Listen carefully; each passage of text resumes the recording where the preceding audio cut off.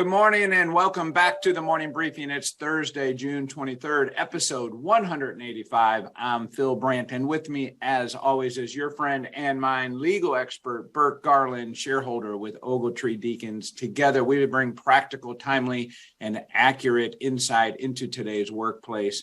It is our goal to keep you informed so you can more effectively lead your organization. Good morning, Burt. How are you doing today? Phil, I'm remorseful. I'm a little remorseful today. I am. I can't help it. Tell us more, Burt. Well, I see that the Colorado Avalanche is on the cusp of winning the Stanley Cup, and I just can't help but thinking that if Binnington wouldn't have been taken out by Kadri, who, by the way, scored the overtime winner last night, that the Blues would have been in the same position. And, it's just, I'm a little remorseful about it. Well, I love our Blues, right? And our Cardinals. I'm not trying to shade them any here. But anyway, the thing here that I'm looking at, there's an upside. And if you join our program, and one of the two of us is always going to bring whatever upside there is. As of this point in time right now, there's not a team that was more competitive against Colorado than the Blues, right? Yep. They swept everyone in the Western Conference. The Blues won 2 games. And at this point, even the 2-time Stanley Cup champion Tampa Bay Lightning Bolts have only won 1 game. Yep. And I think that says a lot about our organization. I know the Blues do a great job, but I feel the same way. I know we had a chance. We did. In the 2 of the games we lost, we were in control. I mean, we could have won that first game and we could have won the last game. And should have probably won both of those, but oh well. I told you I'm remorseful. Let's move on, Phil. Well, we got the Cardinals. They're doing their thing. They pulled out a good victory last night, and we're excited about the fact that they are sitting in first place against their nemesis of the Milwaukee Brewers. All right, let's get going. We have a poll question for you today. We have a great topic lined up. We're going to talk about harassment, bullying, and discrimination. What's the difference between them, and what should you do when these things get brought up in your workplace? So here's our poll question for you. How would you categorize your workforce understanding of harassment and discrimination? So how does your workforce understand these two? And here are your choices. None of our employees need a better understanding. Only a few of our employees need a better understanding. Most of our employees need a better understanding. Option 4, all of our employees need a better understanding. Even I need a better understanding. And I will tell you, Burt, there are times when I fall into category number 5 where I'm like, I need a better understanding. My mind just gets twisted in this space. And some of that is maybe my innocence in the fact that I just don't believe people are really purposely trying to do things wrong most of the time. While I know that some are, I want to believe that they're not. And I think being aware, being informed, and talking about it is really the key to part of the solution. Yeah, I would agree with you on that. But it does get harder and harder. And a lot of concepts that we've been used to and trained and educated on over the years, they're changing these days. And an example of that might be something that somebody sent me the other day. This is from I won't name the college, but Nick, if you could go ahead and show that sheet that I sent over to you. This is from a national university's graduate studies program, one of their graduate studies program, the application for that program.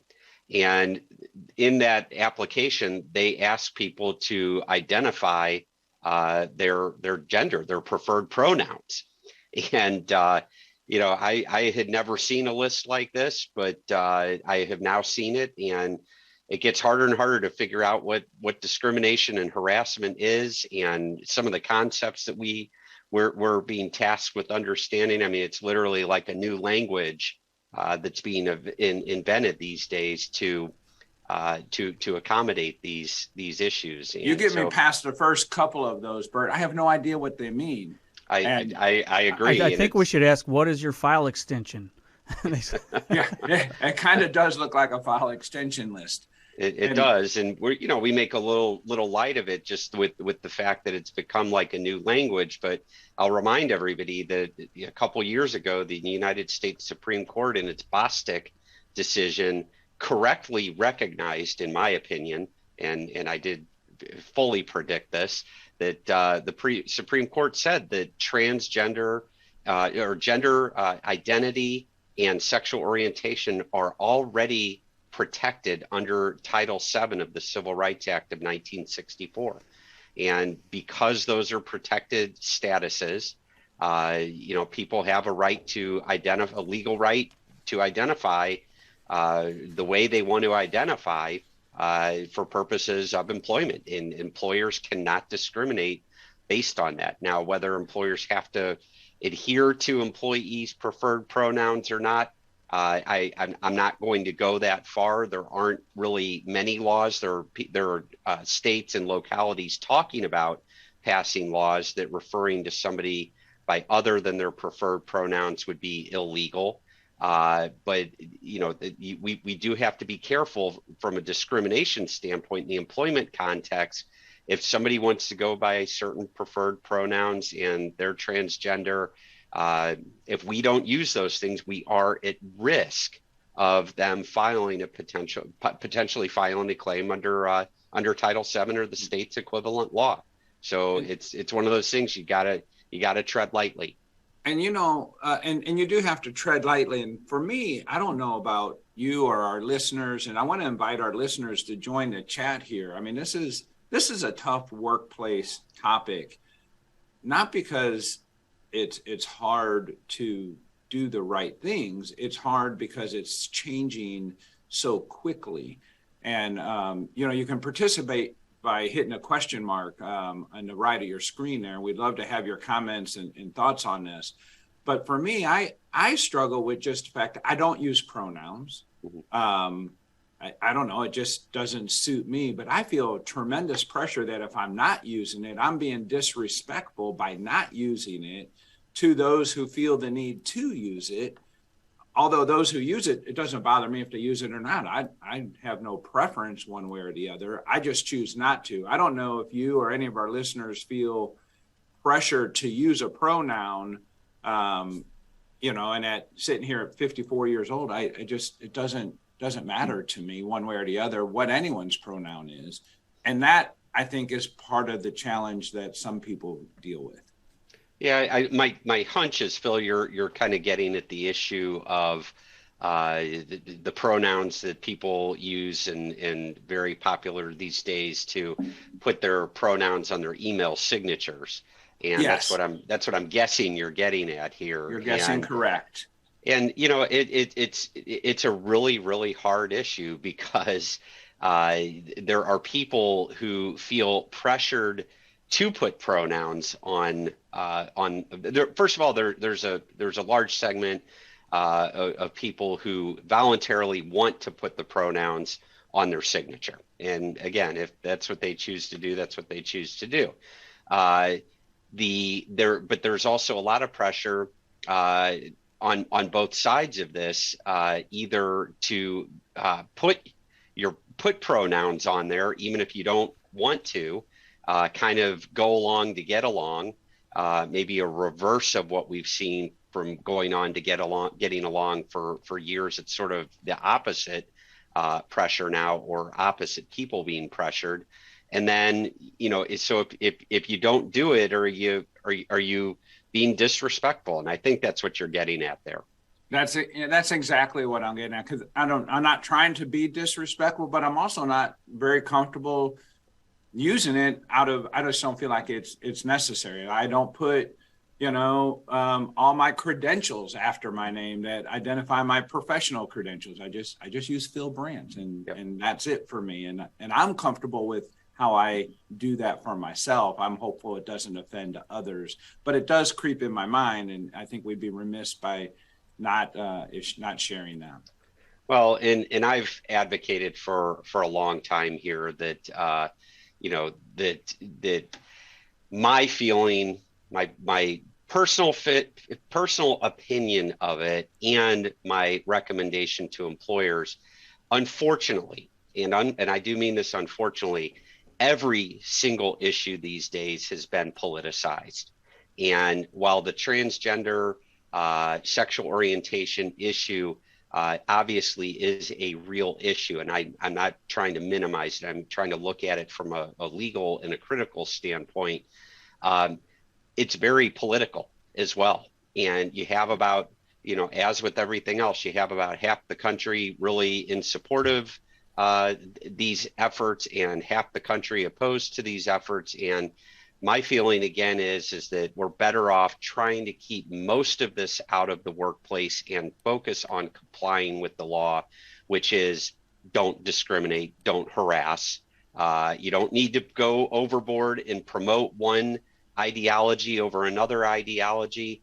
You just need to treat people equitably and fairly and consistently. And by trying to keep these issues out of the workplace as much as possible, you'll go a long way toward protecting yourself from a legal standpoint, and also probably in the court of public opinion, you won't be in the news. Now, that being said, the issues of like the email signatures and identifying pronouns and transgender bathrooms and those types of things, or non-sex bathrooms, those types of things, those are real issues that need to be evaluated in the workplace, and you need to deal with those legal issues.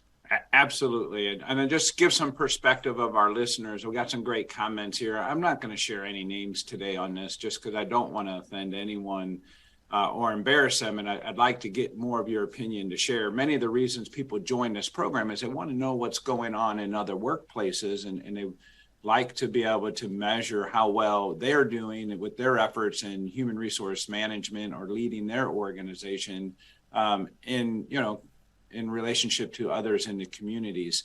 And Phil, let me just make a comment here that, we've gotten several comments in the chat, and I'm not gonna attribute them to anyone, but I do want to share this because it illustrates exactly what I'm talking about here on the 50-50, or really the 45-45 with the 10%. Yeah, go ahead, read them. That's what I was getting ready to do, Bert. You do. Yeah, with the 10% in the middle sort of swaying the issue these days. But one viewer says, it's not a question, but there are some really awesome articles out there on why utilizing pronouns helps being an ally.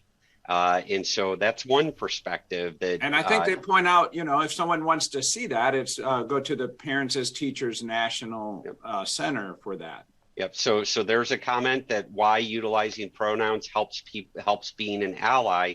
And the question I think that really it boils down to is, do you want to be an ally? Do you personally want to be an ally, or should corporations, should businesses that consist of a lot of different people, should they should they be taking a position on these issues? The flip side is, and again, getting back to the 50-50, is we've gone too far. People are way too sensitive these days and seem to be searching for things to upset them.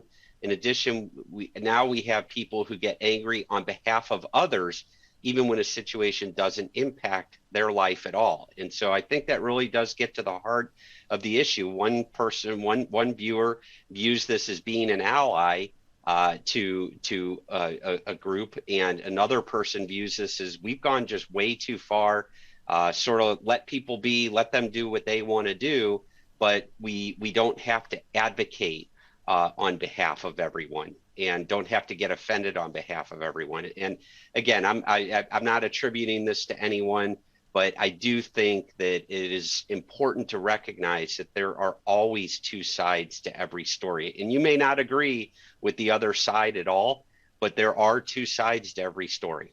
All right, so this is good, Bert. So let's go with another one in the chat here, and then because this gets to you're advocating or not advocating, a position taking a company taking a position of being an ally.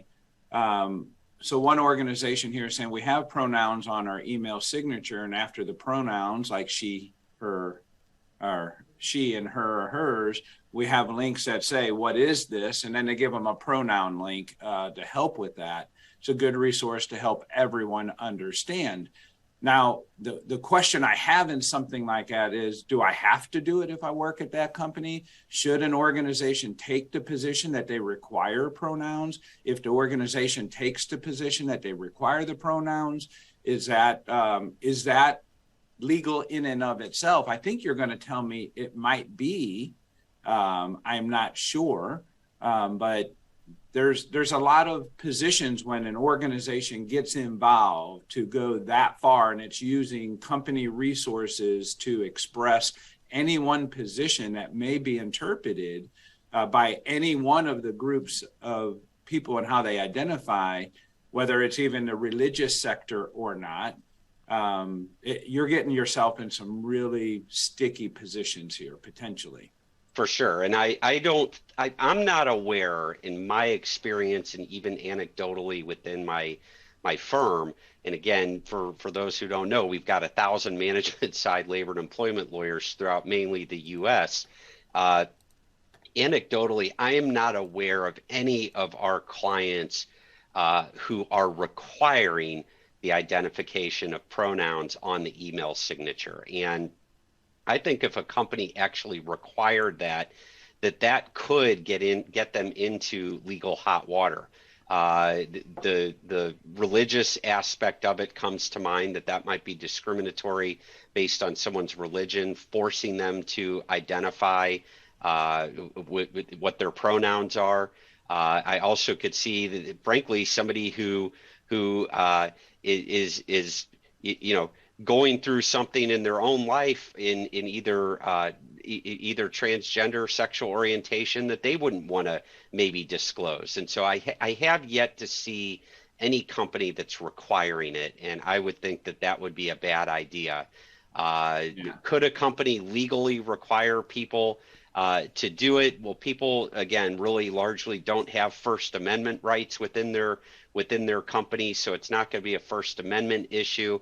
But it would be a harassment or discrimination type issue if companies were forcing their employees to use the pronouns. What if a company took the opposite position here, Bert, and said, you know what, we do not agree with it. We do not allow it to be used on our company content. Yeah, I think that the company would be in a little bit safer position there, that because it would be treating everyone equally and consistently by saying no matter who you are and no matter how you identify, we're not allowing this. Yeah. And so that we're not going to wade into this issue as a company. So I think that's a safer position, but again, not one I would recommend either, but might be. I think it's a safer position, and I think that. That somebody will, if a company does take that position, somebody will end up suing. And I could see the EEOC taking that case and trying to litigate that through the court system. And question is, from a company's perspective, is do you want to be that test case? I'm not aware of any cases out there on the pronouns, on the email signatures yet. I think prohibiting it for everyone is a safer position than forcing it for everyone.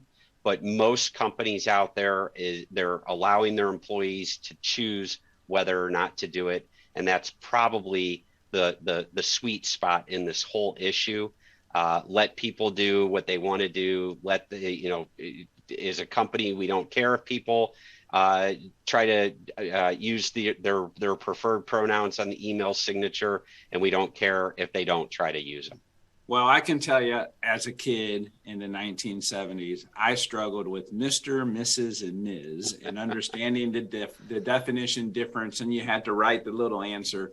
Thank goodness I don't have to go through this today, because I would never be able to keep it straight. All right, let's talk a little bit about what is the difference, because our HR listeners today and our business listeners are coming in to the workplace, and someone's walking into their office on a regular basis. This happens across the country. I've been harassed. I'm being bullied.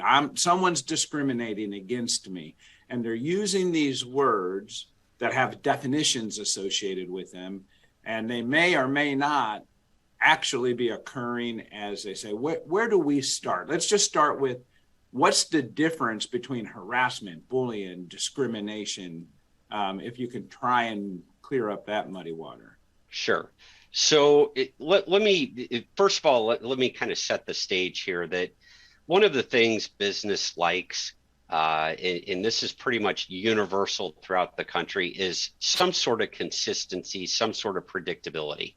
And I would say that some people would say it probably goes further back in time to maybe the Reagan administration, maybe as far back as the Reagan administration. I don't think things were as extreme under Reagan, Bush the first, frankly, under Clinton or Bush the second. I would really say that from a political social standpoint, the social issues in this country really did come to the forefront during the Obama administration. And what's happened is every time, the pendulum swings, and maybe it does go as far back as the Carter-Reagan transition, the pendulum is starting to swing greater and greater distances during these last elections. Really, again, with Obama into Trump and now into Biden, and the pendulum is swinging wildly. And one of the things that means is much unpredictability for business. During the Obama administration, we saw one set of priorities out of the NLRB, the Department of Labor, and the EEOC. So things swung way to the left. During the Trump administration, we saw those agencies have an absolute different focus.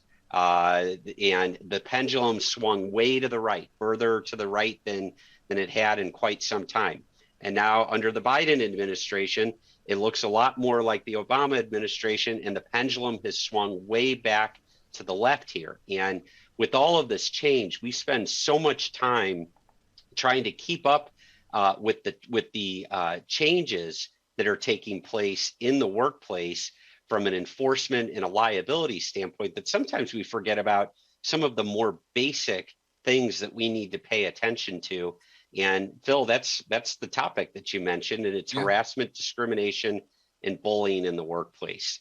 Now, so that kind of sets the stage on why we're talking about this issue today, because people are still asking questions about it, and people need refreshers on it. One thing I would definitely like to point out is that people definitely use those terms, harassment, bullying, discrimination in the workplace all the time. The other one I hear is hostile work environment. The work environment's hostile. And so my boss told me to do my job. Yep. This is a hostile work environment. They told me to be on time. He's harassing me. I got an attendance tick, for being tardy. And, this is bullying. Yep.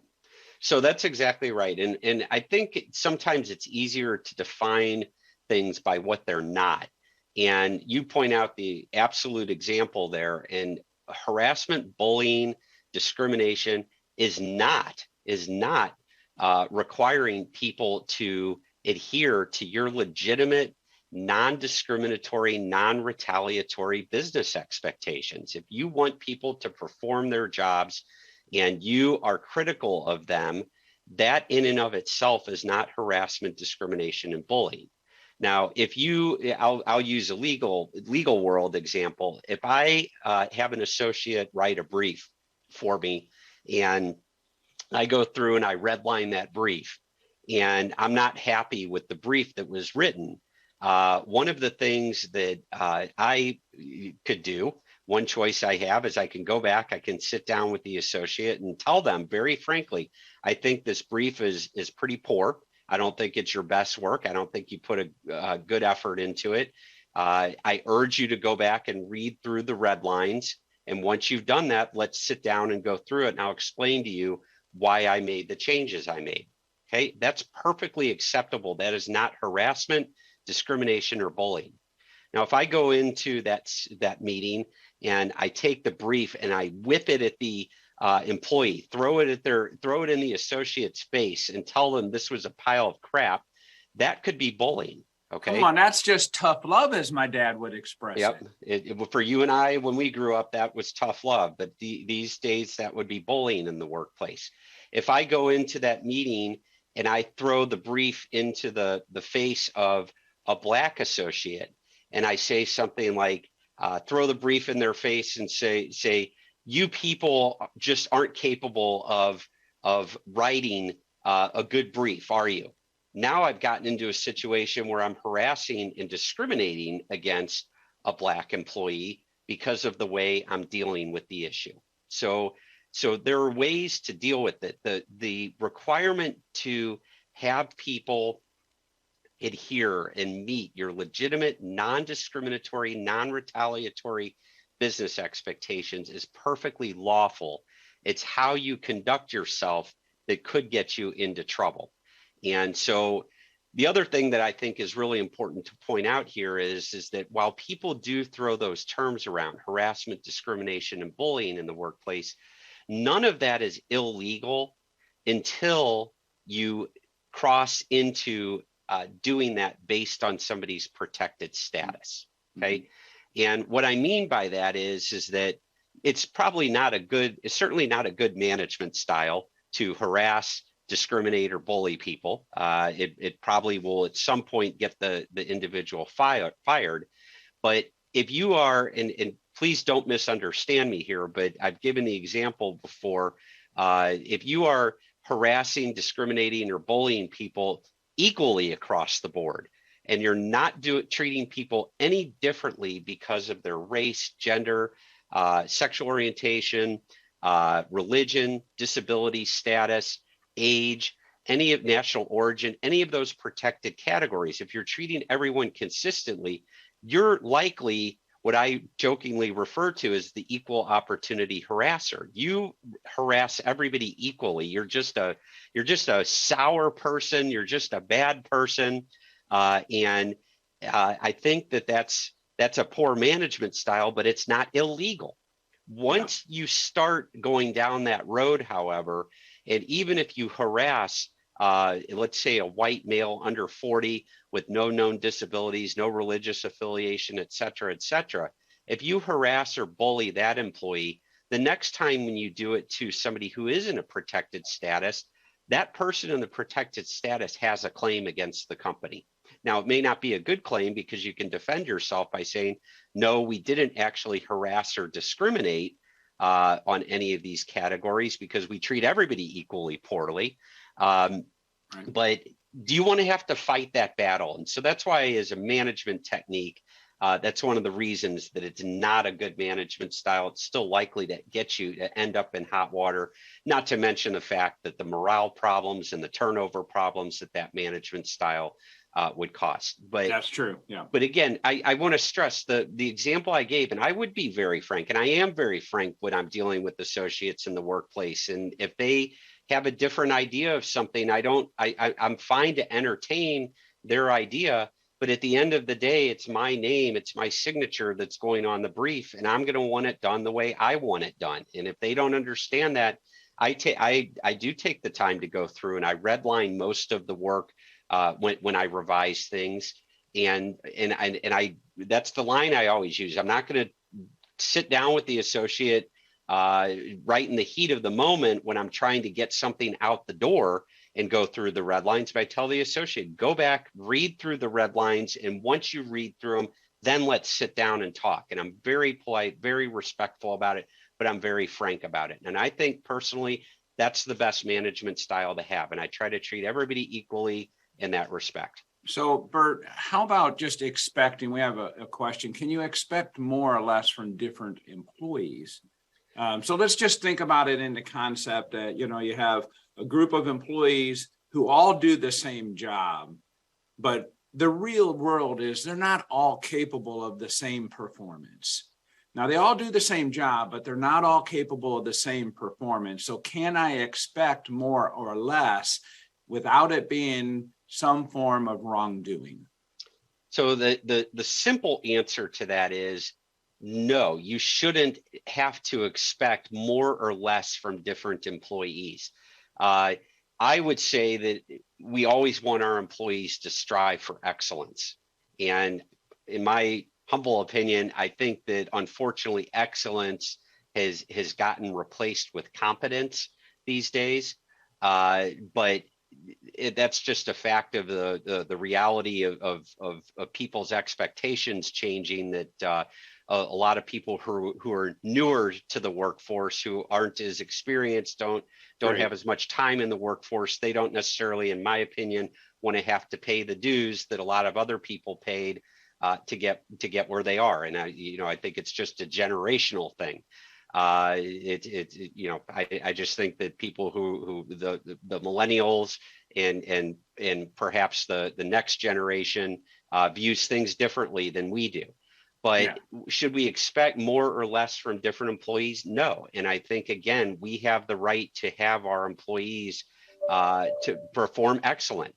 And the whole idea behind, and I'll bring it back up, diversity, equity, inclusion, really is that, by having different people with different experiences, different backgrounds, that theoretically an organization can arrive at better decisions and better results. But none of that should come at the expense of excellence or certainly competence. Yeah, I agree. All right, Nick, let's take a look before we get out of here at the results, please. The survey says, help me out, read that, Nick. The survey says that every employer that is watching this show thinks that somebody in their organization needs some better understanding, and most of our employees need a better understanding was the highest response there, over half. And then several said, even as a professional that has training and some competence, as Bert mentioned, need a better understanding. They even recognize themselves as needing to, continue working on that craft. Well, I can tell you, if you're a member of AIM and you're listening to the program, we have a compliance series. It's feature group. Nick himself has helped produce the material, and we always have that reviewed and part of Ogletree's partnership with us to kind of get their rubber stamp of approval as well. It's free, complimentary to all of our members for your use with all of your employees to help you stay in compliance. It's the minimum of what you can do to help educate yourself and your employers. There's programs for managers as well as for your general population of employees.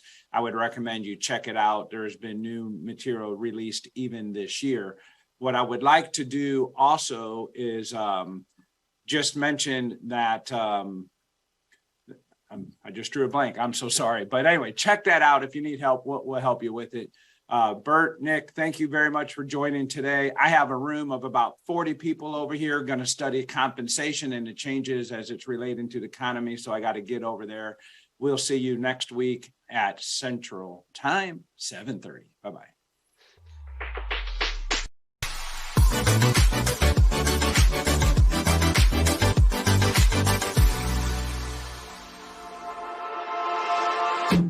Tell your story. Promote your products. Communicate with your employees and customers vividly, dynamically, and powerfully. Whether it's a company video, recruitment video, online training, or live meeting, Feature Group can help you, from scripting to highly polished finished production. Whether it's live or on demand, we have the skills and equipment to wow your audience and drive your message home. Feature Group USA, the one-stop shop for all your broadcasting needs.